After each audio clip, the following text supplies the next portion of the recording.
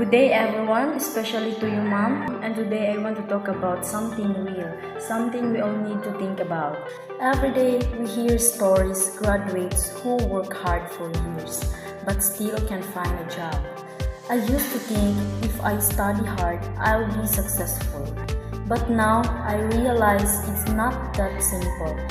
Unemployment is the one of the biggest problem in our country. It happens when people want to work but can't find jobs. Some are overqualified, some lack experience, and some jobs just don't exist. As a student, it scares me. What if I become one of them someday? What if, after all the sacrifice, I still end up jobless? But I also believe that we're not helpless.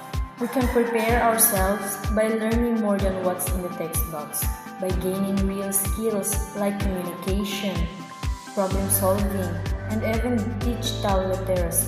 We can take trainings, internships, or even start small business. We can support each other and we can speak up so that the government sees how urgent this problem really is. I know I'm still young, but I believe we have a role to play even as students. Because the end, unemployment is not just a number. It's a person, a dream, a future that deserves a chance. So I'm starting now, learning, growing, and believing that one day there will be a space for me and for others like me in the world we work so hard. Thank you.